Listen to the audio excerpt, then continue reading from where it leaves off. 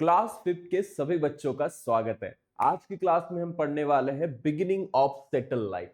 अब तक जो हमने पढ़ा है स्टोन एज मैन शुरुआत से लेकर के अपने हथियार बनाने लगा, बाद में खेती करने लगा, वो अब गांव में रहने लगा था, खुद का खाना अब खुद बनाने लगा था, वो भी वेज खाने लगा था। तो ये सारी चीजें अब तक हमने देखी है। अब ये सेटल लाइफ कैसे शुरू की, मतलब एक जगह पे रहकर पूरी जिंदगी खेती वगैरह एक ही जगह पर ह्यूमन ने कैसे शुरुआत की है, कौन कौन से ह्यूमंस का इसके अंदर नाम आता है, लेट्स सी। तो देखिए, beginning of the domestication of animals and agriculture we can see here. Also special skills and various occupation, community based mutual cooperation, structure of houses, village settlement, kinship and family, ये सारी चीजें हम इस chapter के अंदर देखने वाले कि किस तरीके से एंशियंट ह्यूमन जो था ये फार्मिंग करता था, कैसे एनिमल हस्बेंड्री करता था, और साथ ही साथ कौन से एनिमल्स की हस्बेंड्री करता था। Exactly, we are going to see these things in very detail. So देखिए, beginning of domestication of animals and agriculture, यहाँ पे सबसे पहले जो हम देखने वाले हैं डोमेस्टिकेशन शुरू कैसे हुआ, साथ ही साथ एनिमल्स और एग्रीकल्चर के अंदर ये चीजें कैसे हुई। तो डोमेस्टिकेशन का मतलब क्या होता है, किसी भी प्राणी को अपने साथ जो है रखना, या वी कैन से उसकी केयर करना, उसके अंदर एनिमल हस्बेंड्री भी आती है। जैसे हम हमारे घर पे डोमेस्टिक एनिमल्स को देखते हैं, जैसे डॉग है, कैट है, और कुछ लोग जो खेती वगैरह करते हैं उनके घर पे गाय होती है, भैंस होती है, बैल होते हैं। So that are called as domestic animals. तो यहाँ पे डोमेस्टिकेशन ऑफ एनिमल्स के अंदर we can see dog, goat, sheep, cattle, buffalo, इन सब चीजों का, इन सब एनिमल्स का वो क्या करते थे, डोमेस्टिकेशन करते थे। And useful in many ways, क्योंकि उनके यूज भी बहुत थे। जैसे डॉग जो है एक जो है रखवाला जैसे होता है घर का, वैसे काम करता है। साथ ही साथ गोट, शीप, कैटल, बफेलो, इनसे हमें भी बहुत सी चीजें मिलती रहती है। So there are we can see three main steps in the domestication of species of any animal. तीन स्टेप आते हैं किसी भी एनिमल के डोमेस्टिकेशन के अंदर। जो पहला स्टेप है यहाँ पे वो है capture of the wild animal. Okay, किसी भी we can say domestication of species of animal के अंदर कैप्चर ऑफ वाइल्ड एनिमल्स एक पहली चीज है। दूसरा है taming the captured animal and that is training them to live with humans, क्योंकि उस टाइम पे ये सारे एनिमल्स पहले तो गांव के थे नहीं, क्योंकि सारे लोग जंगल में रहते थे। तो उस टाइम पे ये वाइल्ड लाइफ से ही निकालने पड़ते थे कि काम का कौन सा है। तो ऐसे ह्यूमंस को लगा कि ये डॉग काम के होते, तो उनको डोमेस्टिकेट करना की बहुत लंबी प्रोसेस थी। ये आज जो आपको कुत्ते हर जगह दिख जाते हैं, इट्स नॉट इजी कि ये पहले जंगल में हुआ करते थे। That is the point. बाद में उनको ट्रेन करना पड़ता था कि वो ह्यूमन के साथ रह सके, ह्यूमन की तरह रह सके। So it was a very big task for those people at that time. We can see here the modern bull and the reconstruction of the ancestor of the modern bull, the wild bull. Wild bull कुछ ऐसा था, कुछ जो गुस्से में दिखता है। और जो मॉडर्न बुल है आज के समय पे, जिस बुल का हम एग्रीकल्चर में यूज करते हैं, is very we can say kind human, cute लगता है। ठीक है। सो ऐसी चीजें बाय द टाइम हुई है, एकदम से ऐसी चीजें हो नहीं पाई। We can see when the third step achieve, one second, हाँ, obtaining useful animals like we can say milk. हमें इन एनिमल से और भी बहुत सी चीजें मिलती थी। मटेरियल्स लाइक मिल्क हमें इनसे मिलता था, जो भी काउज है उनसे, गोट है उनसे, from them and training them to work for humans as beast of the burden. और एक ऐसे भी उनका हेल्प होती थी कि जो सारी हेवी चीजें हैं एक जगह से दूसरी जगह पे लेके जाने के लिए we can use them. When the third step is achieved, the animal is supposed to be completely domesticated. जब हमने ये थर्ड स्टेप कंप्लीट की, उसको पहले पूरा हमारे साथ कंफर्टेबल होने दिया, तो बाद में जो है वो कंप्लीटली डोमेस्टिकेट हो गया। Domesticating animal and keeping them for our own use is called as animal husbandry. किसी भी एनिमल्स को अपने साथ रखना, उसके साथ जो भी चीजें हैं from him we can get, also उसका अच्छे से केयर करना, उसको जो भी चीजें रिक्वायर्ड है, खाना पीना प्रोवाइड करना, that is called as animal husbandry. In the sixth lesson we have seen that dog was domesticated in the middle stone age. तो हमने देखा है कि मिडल स्टोन एज के अंदर सबसे पहले जो एनिमल डोमेस्टिकेट किया गया था उसका नाम है dog. Dog is the first animal have been domesticated and dogs were used to help with the hunting. शिकार करने जब वे लोग जाते थे उसके अंदर डॉग्स का बहुत अच्छे से इस्तेमाल होता था. Goat and sheep were domesticated next. उसके बाद जो एंशिएंट ह्यूमन ने मिडल स्टोन एज में जो डोमेस्टिकेट किया है डॉग के बाद वो गोट है और शीप है. थोड़ा और नीचे आए तो हमें पता चलता है कि एग्रीकल्चर के पार्ट के अंदर archaeological evidence is available to show that agriculture first began about 11,000 years ago in Israel and Iraq.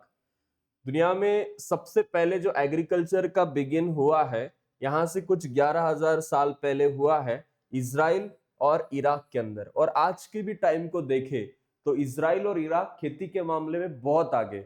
India inspiration लेता है इंडिया के फार्मर्स से. So it is how credited started the cultivation from that time. We can say you can see here the pointed stick perform stone used to for the sowing. Sowing करने के time पे इसका use करते हैं. जैसे हम डालते हैं जमीन में कोई भी सीड डालते फिर गड्ढा करने के लिए इसका यूज होता था. might have used pointed sticks to sow the seed. Women in the some tribes still sow seed by this method. कुछ ट्राइब्स के अंदर आज भी इस इंस्ट्रूमेंट का यूज किया जाता है for the sowing. In order to help dig deeper into the soil, the stick was wetted using the perforated stone. उसको अच्छे से एक प्रेशर जमीन के अंदर वो जा सके इसलिए एक स्टोन भी लगाते थे ताकि वो इजीली डिग कर सके. साथ ही साथ you can see here the picture of the plugging pulled by the bullocks. Egypt के अंदर एक ऐसी तस्वीर मिली है कि बुल जो है these are actually not looking like bulls but this is the painting which is showing the bullocks के साथ कैसे plugging की जा रही है in the ancient Egypt. And in the previous lesson we have learned that people had to stay in one place because of the nature of agricultural work. Agricultural work की वजह से people have to live at one place and agricultural production increased considerably after the plug pulled by animals. जब animals ने नांगर चलाना शुरू किया तब से एग्रीकल्चर प्रोडक्शन बढ़ गया. यहाँ पे वेमेन भी देख सकते हैं हम कि कैसे स्टिक को यूज करते थे वो वाली प्लग करने के लिए जमीन के अंदर सीड को डालने के लिए. And we can say agriculture become the main source of livelihood at that time. जीने का एक बहुत बड़ा सहारा ये बना था. People began to worship nature. फिर लोगों ने नेचर को वर्शिप करना शुरू किया गॉड की तरह. And various deities for good crops. Good crops मिले अच्छे से बारिश हो इसके लिए बहुत से भगवान की पूजा होती थी नेचर की. Essential things like sharing of agricultural task and water resources and the security of the village settlement gain importance eight that time. Essential crops की एग्रीकल्चर के अंदर ये होती थी शेयरिंग होती थी. सिक्योरिटी ऑफ विलेज सेटलमेंट को ज्यादा इंपॉर्टेंस आया था. People in the village settlement establish some rules customs to manage these things. कुछ रूल्स बनाए कुछ कस्टम्स बनाए इससे सारी चीजें मैनेज की जाती थी.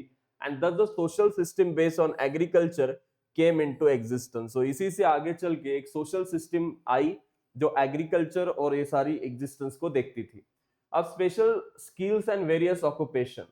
कुछ लोगों के अंदर बहुत सी स्किल्स भी होती है और बहुत से ऑक्यूपेशन इससे नए तैयार होते हैं. जैसे कि in the times before agriculture people obtained food such as meat. लोगों को फूड के एज अ सोर्स में we can say before the agriculture एक मीट बहुत बड़ा सोर्स था मटन. उसके बाद फ्रूट्स था. साथ ही साथ रूट्स भी खाते थे जो कंदमूल होते हैं. ठीक है. सो इसको गैदर करके खाना ये ज्यादा टाइम पर स्टोर नहीं कर सकती. ये बड़ी बात है कि ये ऐसी चीजें जो जल्दी खराब हो जाती. Therefore all the men and women in the community were continuously engaged in getting food.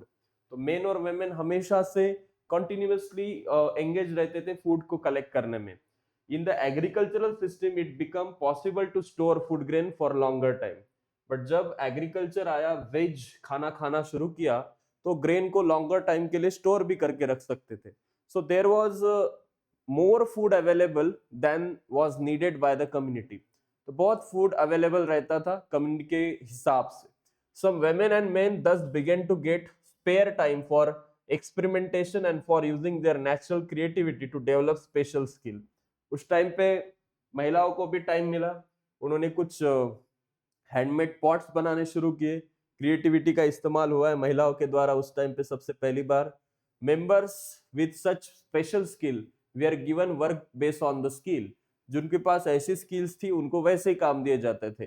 Crafts बनाना, ये अर्दन पॉट्स बनाना, बीड्स मतलब अलंकार जो होते हैं ना गले के अंदर, ऐसी चीजें उन्होंने स्टार्ट किया. It is believe that in the new stone as women made earthen pots and other earthen objects by hand. और न्यू स्टोन एज के अंदर महिलाओं ने अर्दन पॉट्स बनाना शुरू किया, नई नई ऐसी हाथों से चीजें बनाना स्टार्ट किया था. Community life based on mutual cooperation, एक साथ काम करने से क्या चीजें लोगों को उस टाइम पे ज्ञात हुई है. So new farmers in the village settlement were now producing surplus food. ये सरप्लस फूड के साथ चलते थे, जैसे वी कैन से एक बहुत ज्यादा कोटे के साथ, मतलब बहुत ज्यादा सरप्लस अमाउंट में अगर चीज होती है तो बहुत टाइम के लिए टिकी भी रहती है. एंड उसके लिए क्राफ्ट्समैन स्किल्स टास्क भी होते हैं, जैसे एग्रीकल्चरल इम्प्लीमेंट्स एंड रिपेयरिंग, ये चीजें भी चलती है. तो such craftsman were paid in the form of food grain.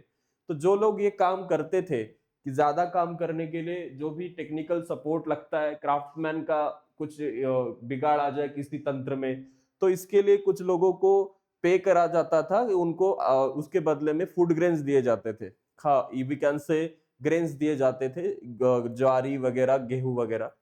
The craftsman needed to obtain their raw material from long distances and the price of this raw material was also paid from of the food grain. तो ये जो कोई भी बियाना वगैरह भी लगा या फिर कुछ चीजें लगी, तो क्राफ्ट्समैन बहुत दूर से लाते थे, तो उसके भी पैसे उनको इन the form of food grain उस टाइम पे दिए जाते थे. तो उस टाइम पे बिजनेस ये शुरू हुआ, बार्टर सिस्टम शुरू हुई, मतलब तुम दो एक चीज, हम देते एक चीज, उसके बदले ये. तो ये बार्टर सिस्टम इस टाइम पे ही शुरू हुई है.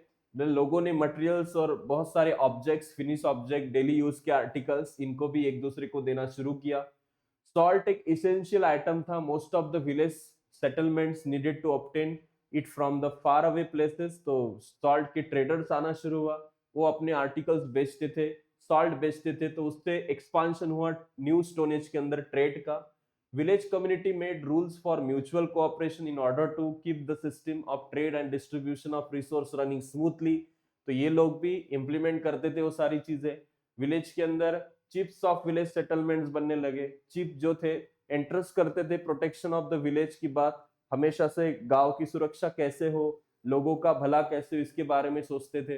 And this is how the village administrative system came into being. और उसी से आगे चल के विलेज के अंदर आज जो सरपंच वगैरह जो होते हैं, ये सारी चीजों का जो ये हुआ है, उगम हुआ है, यही से हुआ है. New stone age has been found in the excavations also. हमें जब हमने जमीन के अंदर खुदाई की तो उसके अंदर भी हमें न्यू स्टोन एज के सेटलमेंट्स के ये सारे सबूत मिले हैं. विलेज सेटलमेंट्स से हमें फ्लड्स, कुछ जगह पे ज्यादा बारिश, नदी को जब बाढ़ आती है तो ये चीजें मिली. Wild animal, outsiders who stole the village cattle, ऐसी चीजों के हमें प्रमाण मिले हैं. और इन सब चीजों को उस टाइम पे कैसे रोका जाता था, इसके भी मिले हैं. Structure of houses in the beginning of the new stone age, the wattle and daub जैसा हाउस होता था, इसकी फोटो हम देखेंगे. Walls were screen woven from stick और बाम्बू. स्टिक और बाम्बू से वॉल्स को बनाया जाता था, प्लास्टर किया जाता था. मड और काउडंग का यूज इसमें होता था. Population of village settlement grew because of food was available in plenty and the village settlement become permanent and expanded. तो plenty amount में इनके पास फूड रहता था और लोग एक ही जगह पे रहना शुरू करते हैं. Still later people began to we can say build a quadrangular houses, sun like dried bricks से ऐसे हाउसेस बनाने भी उन्होंने शुरू किए थे. हमें न्यू स्टोन एज के houses we can see here, ये क्वाड्रेंगुलर हाउसेस है, ऐसी इस तरीके से दिखते हैं. उसके साथ ही very close to each other, regional differences are also seen in the style of construction houses depending on the local climate. Also village settlement, kinship and family क्या है. तो it appears from the plans of the houses and the village settlement that people staying there belong to a, we can say, single clan, एक ही clan से belong करते थे, एक ही group होता था. It means that they were all related to one another, एक family की तरह रहते थे. Thus the entire village settlement was an extended family, एक फैमिली की तरह पूरा गांव रहता था. People living in one house were close to relations but they were also member of the extended village family. एक फैमिली में गांव के अंदर हम रहते, लेकिन बाकी गांव के लोगों के साथ भी जैसे हमारे रिलेशन रहते हैं, तो उसको उस टाइम पे डेवलप करने का टाइम था. Dead person was buried either in the house or in the courtyard. तो जो डेड पर्सन है, एक तो उसको घर में दफनाते थे या फिर एक बाहर की जो गांव की जगह होती है वहां पे. Perhaps the idea was that the person's bond with the family should not get cut off even after the death. उसका एक ही विचार था कि वो मरा हुआ आदमी, उसका जो रिलेशन है उस फैमिली के साथ, वो कभी कट ऑफ ना हो. Families would also bury various article with the dead person for them to use even after death. उनको लगता था कि इसका डेथ के बाद जो पुनर्जन्म होगा तो उसके साथ जो कुछ आइटम्स है, अर्दन पॉट्स वगैरह हमें मिले डेड बॉडीज के साथ, सो ये इवन आफ्टर डेथ वो पर्सन यूज कर सके, ये सारी चीजें उस टाइम पे होती थी. अब कुछ क्वेश्चंस है. Archaeological evidence shows that agriculture first began about 11,000 years ago in the Israel and Iraq. Okay, उसके बाद we can say the houses at the beginning of the new stone age were made up of, ये नए जो साल शुरू new stone age में जो houses बनाए जाते थे वो किससे बनाए जाते थे? we can see wattle and daub. okay, so we have seen this. We can see some questions related to that also.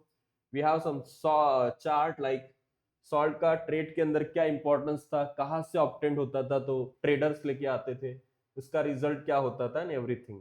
So we have completed this chapter. Now the settle life and the urban civilization we are going to learn in the next chapter. आज के लिए बस इतना ही, मिलते हैं अगली class के अंदर.